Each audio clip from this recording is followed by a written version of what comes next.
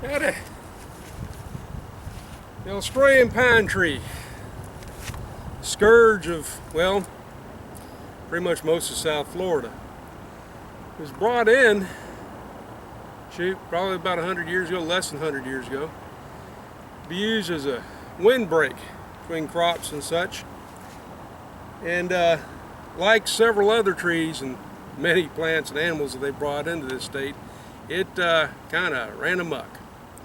Well, the Australian pine tree is now been declared a nuisance, as we've all known for a number of years. And well, they're doing all kinds of things with it. They're chipping it up, they're burning it off, but they're doing other things as well. It's got a lot of uses. It's a great firewood, absolute kick-butt firewood. It burns, I would say, as hot, if not hotter than ash. And from personal experience of bringing some up to my farm in Kentucky and splitting it side by side with ash, I'll tell you right now, ash ain't got nothing on it. It's a lot tougher. With that said, it's also darn good lumber. It's actually a member of the Australian river oak. It's an oak tree, though you may not look like it. It's got a beautiful red hue when it's made into, when it's cut up into lumber. It's a great building material. I've got a couple friends of mine who've built hunting lodges on it, and or with it, and they've gone through several hurricanes. The only thing they've had to do some work on is the roofs. But the lumber itself is held up. The longer it sits after it's cut, the harder it gets. The stronger it gets. It's almost an ironwood. It's got a lot of uses. So I mean, while we're tearing it down and getting it out of here, because it's pushing off pine trees and native oaks and stuff like that, pushing out native species of plants, why not get some use out of it? Excellent for barbecue.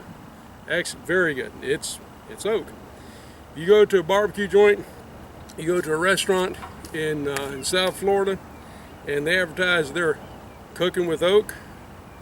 Well, I would say about 2/3 of the time, since these things are being cut down left and right, and oaks are not as easily cut down, because of people not wanting to mess up natural indigenous plant life, you're eating off of these bad boys right here.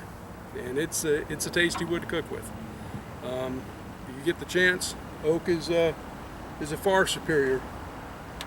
Yeah, I'm watching that gator on the other side. He's pretty good. He's about 8 or 9 foot. Just making sure he ain't sliding off in the canal and coming over here to decide to try and have a conversation with me.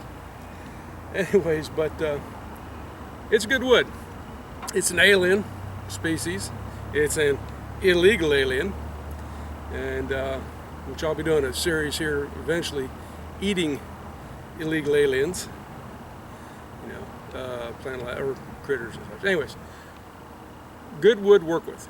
Excellent wood to work with. Excellent wood to cook with. Got a lot of purposes. Since we're tearing it down anyway, since we're getting it out of the natural environment, utilize it. Makes sense. You know, if you got or can get a hold of a portable wood mill, they're cheaper than you'd think. They advertise them all the time. The Backwoods Magazine, all the survival magazines and stuff. You can get a lot of linear feet out of some of these Australian pines. Just think about it. These things go up 40, 50, 60 foot a lot of times in a straight line, and they can get a pretty good girth. I've seen them about that wide. You know, they get pretty good wide around, so you can get a lot of board footage out of them. So anyways, just plant driving along. I'll show you some other bits. Some fellers are chipping some up on the other side. You can also use the bark as a tenant for bark tanning your hides. You can use it as a dye for dyeing material. A lot of uses. We gotta get rid of it anyways. Might as well get some use out of it. Anyways, once again, this is Keith Stanball, School of Wood Lore and Common Sense. I hope you enjoyed this, and hope you enjoy the rest of our videos, and thank you for your support.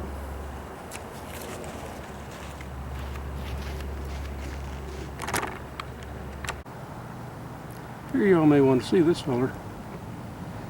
He's probably about 8 or 9 feet long. Seen him while I was out here doing video on Well, the Australian pine tree. And there they are. There that big old brood is. I pulled up, he had his mouth closed, now he's opened it. He's either gaping to cool himself off, or basically trying to let me know, hey dude, I'm now on the other side of this here canal, and it's a big canal and it's very deep, but bugger off.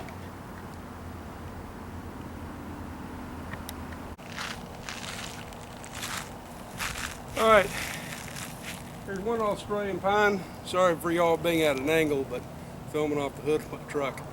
This one Australian pine, it's probably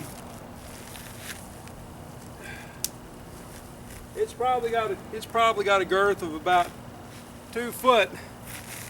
So the linear, I think the board you can get out of that. This puppy goes straight. It goes straight up for at least a good 60 foot. And it's a thinner one for being that tall. There's a couple others in here I'll give you a quick look at.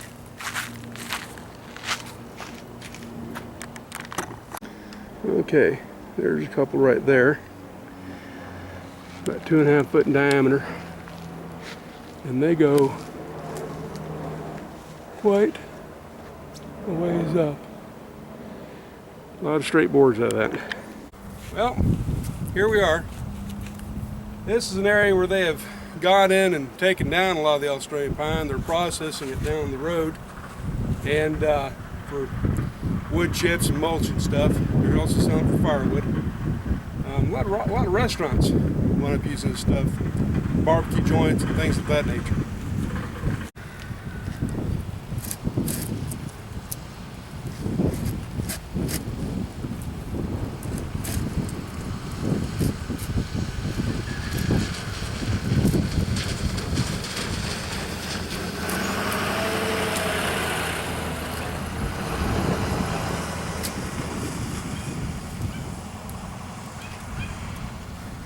Another use for the Australian pine, along with firewood and lumber, the bark can be used for bark tanning your hides. You use it as a dye for period clothing. There's a lot of good uses out of this stuff, and for being an invasive species, well, it's a useful one. It's a useful alien we can get a lot out of. Well, I hope that you've enjoyed this video, and continue to get out and about in the woods and taking the youngins with you and having fun. And well, we'll see you on the next one.